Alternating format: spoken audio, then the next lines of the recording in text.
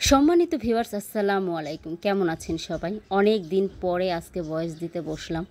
এই ভিডিওটা কিন্তু প্রায় আরও 15 দিন আগের ছিল। আমার এক আত্মীয়র বাড়িতে আমি বেড়াতে গিয়েছিলাম পুরো ফ্যামিলি নিয়ে।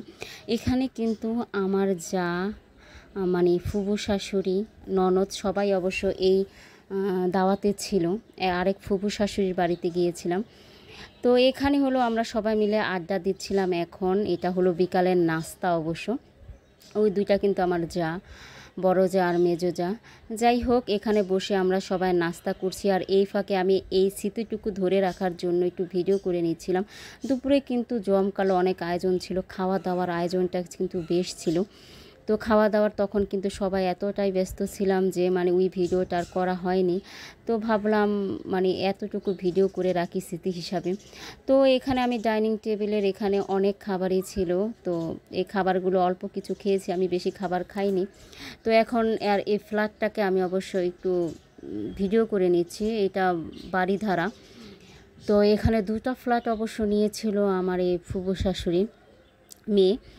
তো আমি ফ্ল্যাটটাকে একটু ভিডিও করে নিচ্ছিলাম, কারণ আমার আরেকটা যা যায়নি ওর একটু দেখানোর জন্য যে আমরা কতটুকু মজা করলাম। ওই এভাবে ইচ্ছে করে অবশ্য যেতে চায়নি। তো এই যে এখানে কিন্তু আমার ননদের মেয়ে, আমার ভাসুরের মেয়ে, আমার ফুফু শাশুড়ির মেয়ে সবাই মিলে এখানে চা খাচ্ছে, যে বাচ্চারা মিলে আনন্দ করছে। আর এত কিছুর মাঝেও কিন্তু আমার মেয়েটার শরীর খুব অসুস্থ ছিল। আমি একবার চাইনি যেতে, কিন্তু তারপরও যেতে হয়েছে আমার মেয়ের জন্য।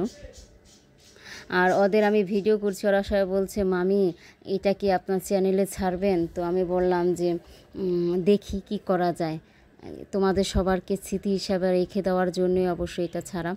যাই হোক, ওখানে আমার ছোটো যা চা খাচ্ছে, ওই কী দেখছে আমি জানি না। যাই হোক, সবাই মিলে আড্ডা দিচ্ছি, গল্প করছি, কথা বলছি, সবাই সময়টা খুব ভালো কেটেছিল। এটা আমার ননদের বড় মেয়ে, খুবই মিষ্টি একটা মেয়ে, অবশ্য আমার খুব পছন্দের। ওই পুরো ফ্যামিলির মধ্যে ওকে আমি অন্যরকম দেখি, আর ভালো লাগে ওরে খুব আমার। আর ওই মানুষের সাথে খুব মিশুক। এটা আমার ননদের ছোট মেয়ে ছিল, আর এটা আমার ননদের ছিল ননাস, মেজো ননাস। তো এই যে ননাসের মেয়ে, ননাসের বাচ্চাটা নিয়ে বাচ্চাটা খুব বিরক্ত করছিল, কারণ বাচ্চার অসুস্থ থাকলে যা হয়। এদিকে কিন্তু আমার মেয়েটাও খুব অসুস্থ। তো মেয়েটাকে এখন দেখাবো। মেয়েটা বাড়িতে যাওয়ার জন্য খুব অস্থির হয়েছিল। এই তো ভিডিও করছি, আর কি ভাববো, এই যে আমার বড় ছেলে, আর ওই তো আমার মেয়ে, আমার টুনটুনি। আমার টুনটুনিটা এতই বিরক্ত করছে, কিছুই খায়নি। ওর সমস্যা ছিল আমার মেয়েটা ছোটোবেলা থেকে, প্রচুর ঠান্ডা, কফ জমে বুকে।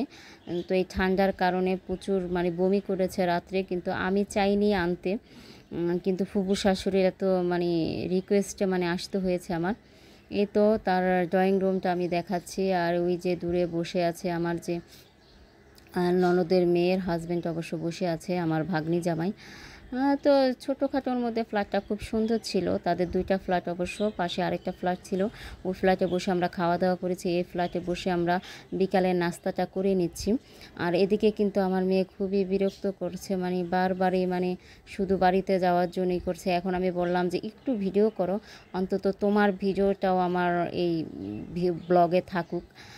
তো যাই হোক, সে এখন তোমাদের সবাইকে কিন্তু লাভ দিচ্ছে, দেখো হাতের দিকে দেখো। এই তো একটা শর্ট ভিডিও ছিল, ভিডিওটা এখনও ছাড়া হয়নি।